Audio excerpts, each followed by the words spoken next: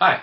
Today I'd like to take a break from discussing the business of selling parts and providing repair services to discuss a news issue that's going on. In San Francisco, there are lawsuits and legislation going back and forth about the idea of having the radiation level that's emitted by a phone put right next to the price of the phone in the store. And a few days ago, the cell phone manufacturers, they all won, and you don't have to put that next to the price. And there is this huge outrage and outcry. Now, there are two parts to this issue. The first is how they got to the conclusion. It has something to do with the fact that a corporation is seen as a person. That I'm not going to argue because it's ridiculous, and there are many different sides to that argument. It doesn't really have to do with my point. What I would like to discuss is the outcry from many major blogs and health organizations saying that this is bad. People need to be able to make an informed decision. How can they make an informed decision or know what they're buying if it doesn't have the specified radiation levels? People would not even use the cell phone like they do if they knew what it emitted. Oh my God, we have to protect the public. And the reality is that nobody cares. It has no effect on cell phone use now. It will most likely never have an effect on cell phone use in the future. And here's why.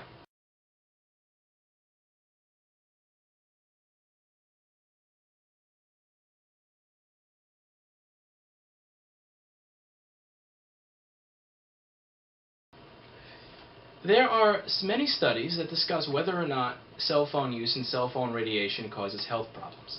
There are some scientists on the side of the fence that say it does, and it's serious. And there are many others on the other side of the fence that say it doesn't. And there are studies that are, they show it's inconclusive that using a cell phone, even if this fucking thing is right next to your head for 10 hours a day, charged and on a phone call, there are studies that show that it's almost never going to affect your health. But then there are the ones that say that it increases the risk of cancer. So there's arguments.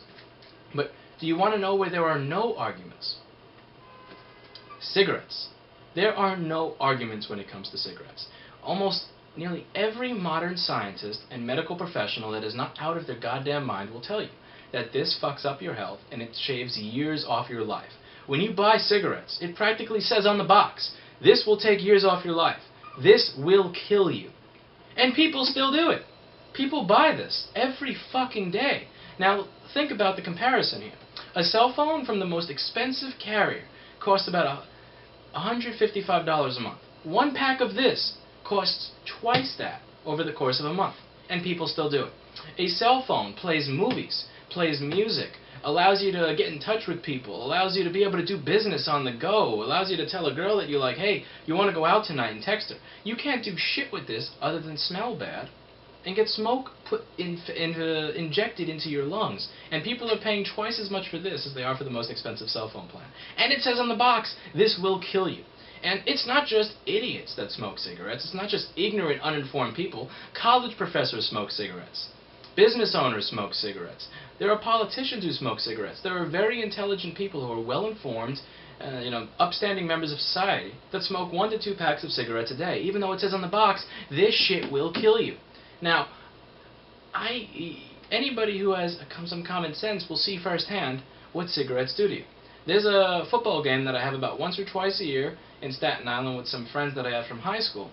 And, we'll be playing, and one of them will go, I've never seen this happen. I've never seen one of the guys go, oh my God, I'm sorry, I missed that pass. I was on the phone with my mother for an hour without my headphones on.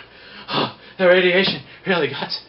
But you will see people who smoke who are unable to even run from this end of the block to the other because of how fucked up their health has gotten because of the cigarette.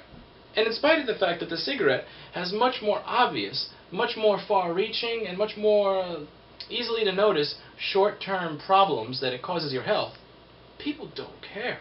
And they still smoke this crap every single day of their life, even though there is education that is set up so that from a young age, when I was 6 years old, I was hearing in school about how cigarettes cause lung cancer. I was seeing pictures of diseased black lungs when I was 6, 7, and 8 years old. And so were my classmates that were buying cigarettes in the stall of IS-24 in 8th grade.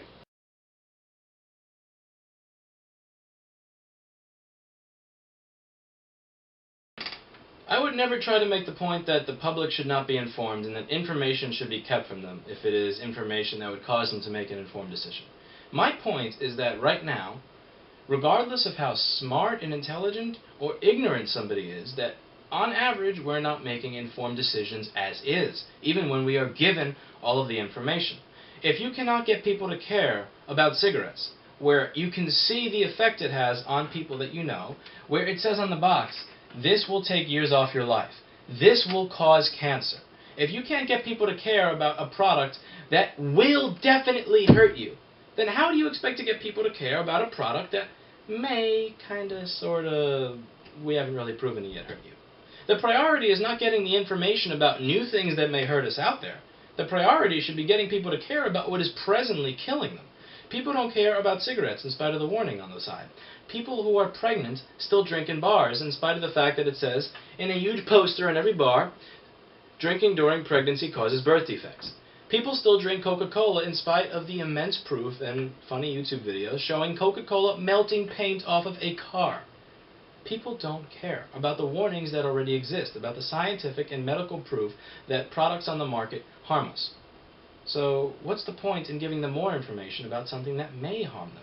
Get people to care about what harms them now. Winning this battle doesn't mean anything for San Francisco. Now you just have the right to inform a public that doesn't really care about what they're being told. Get people to care first.